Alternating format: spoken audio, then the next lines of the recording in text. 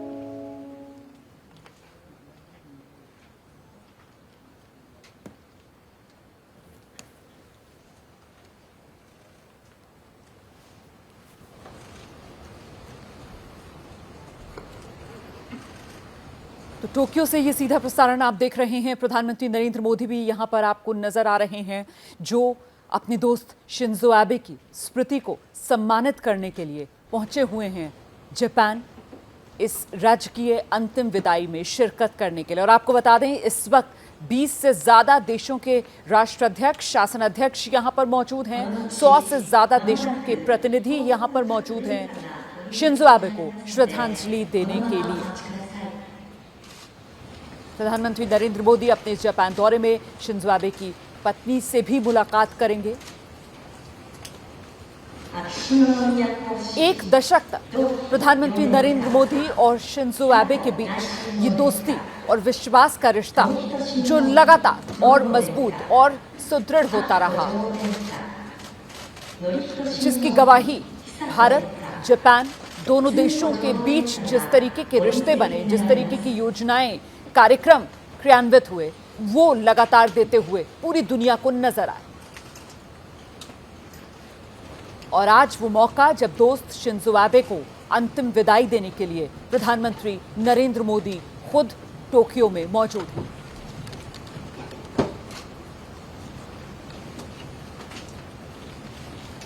Kashi Kyoto समझौता जो भावनात्मक तौर पर भी माना जाता है कि प्रधानमंत्री नरेंद्र मोदी के दिल के बेहद करीब, उस भावनात्मक योजना में भी लगातार अपने दोस्त शिंजो एबे के साथ प्रधानमंत्री नरेंद्र मोदी कदम आगे बढ़ाते हुए नजर आए। इस वक्त दो खास मेहमान हमारे साथ मौजूद हैं। Jitendra Kumar Ojha ji, Japan expert, professor Rajaram पांडा, जापान एक्सपर्ट, जो इस वक्त स्टूडियो में मेरे साथ मौजूद हैं। मुझे लगता है पहले प्रोफेसर पांडा को आना चाहिए और बताना चाहिए देश को किस तरीके से ये भावनात्मक पल होंगे प्रधानमंत्री नरेंद्र मोदी के लिए, क्योंकि बेहद मजबूत और विश्वसनीय दोस्त जिसे अंतिम विदाई देने का आज ये पल।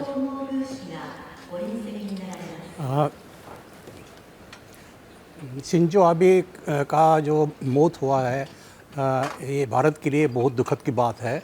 और हमारे जो प्राइम मिनिस्टर नरेंद्र मोदी ऐसे तो अगर हम देखें तो भारत और जापान के जो संपर्क रहा है ये काफ़ी ऐतिहासिक रहा है। लेकिन ये शिंजो आबे के जो लॉन्गेस्ट टेन्योर थे एज द प्राइम मिनिस्टर, उन्हीं के समय से दोनों देशों का जो संपर्क है वो काफ़ी मजबूत रहा है। हर एक फील्ड में, कल्चरल आप ले लीजिए, इकोनॉमिक ले लीजिए, डिफेंस सिक्योरिटी कोऑपरेशन में ले लीजिए, पीपल टू पीपल कॉन्टैक्ट में ले लीजिए। तो ये इसमें ये दोनों देश के अंतर ये सीमित नहीं रहा था, ये हमारा जो रीजन का है और वर्ल्ड में भी जो है, जो विश्व का, उसी में भी दोनों का एकजुट रहे हैं। दोनों का ये कॉमन पॉइंट ऑफ व्यू रहा है। और जिस हिसाब से जिस तरह उनका मौत हुआ, ये बहुत शॉकिंग न्यूज़ था। इंडिया के लिए नहीं, ये भी पूरा विश्व के लिए, क्योंकि बहुत देशों के साथ अभी का संपर्क बहुत अच्छा रहा है। और बिल्कुल सर, जो बात आप कह रहे हो, और इसी वजह से देखिए ना, आज 20 देशों से ज़्यादा के राष्ट्राध्यक्ष जो यहाँ पर इस वक्त मौजूद हैं, 100 से ज़्यादा देशों के प्रतिनिधि इस वक्त यहाँ पर मौजूद हैं। और हम सीधे रुक करते हैं, जितेंद्र कुमार ओझा जी भी इस वक्त हमारे साथ मौजूद हैं। जितेंद्र जी, बेहद भावुक प्रधानमंत्री नरेंद्र मोदी नजर आ रहे हैं। शिंजो आबे को अंतिम विदाई देना आसान नहीं होगा प्रधानमंत्री नरेंद्र मोदी के लिए। आज खासतौर से अगर देखा जाए, दोनों के बीच जिस तरीके की दोस्ती और एक विश्वास का, परस्पर सम्मान का रिश्ता रहा है। देखिए, दोनों नेता जो है अपने देश को का प्रतिनिधित्व कर रहे थे। और जो शिंजो आबे जी का 2006 के बाद से ये समझना था कि भारत से मित्रता जापान के हित के लिए बहुत आवश्यक है। ये एक बोनस होता है कि जो हमारे प्रधानमंत्री आए और ये आए, दोनों की एज ग्रुप ऑलमोस्ट सिमिलर थी। 1954 का जन्म है शिंजो आबे जी का, प्रधानमंत्री 1950 में। और दोनों को एक लंबा समय मौका मिला काम करने के लिए, क्योंकि जापान में इनसे पहले कोई प्रधानमंत्री ऐसा नहीं रहा जो उसको इतना बड़ा टेन्योर मिला हो द्वितीय विश्व युद्ध के बाद, खासकर जो लंबा टेन्योर रहा।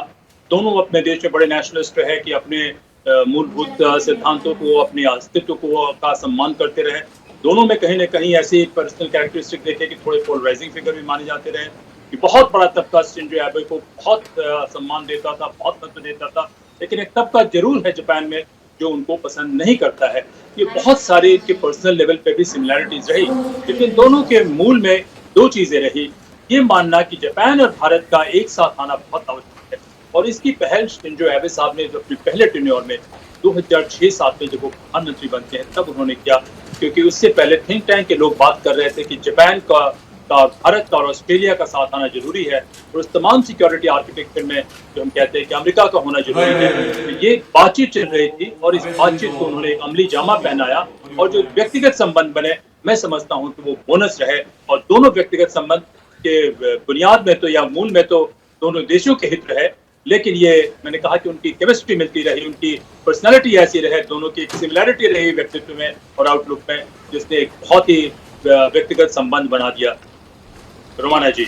बिल्कुल। तो प्रोफेसर पांडा, ये जिस दोस्ती का जिक्र प्रोफेसर ओझा भी कर रहे हैं यहाँ पर, कुल मिलाकर यही वो दोस्ती जिसकी वजह से दोनों देशों के रिश्ते और प्रगाढ़ और मजबूत होते चले गए। जैसे मैंने पहले भी जैसे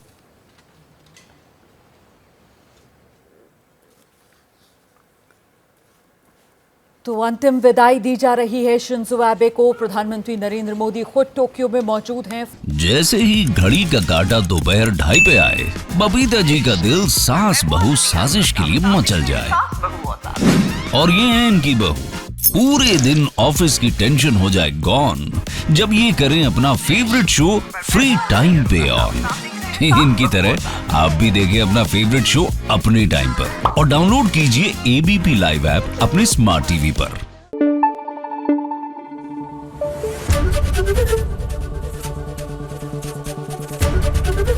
एबीपी न्यूज आपको रखे आगे।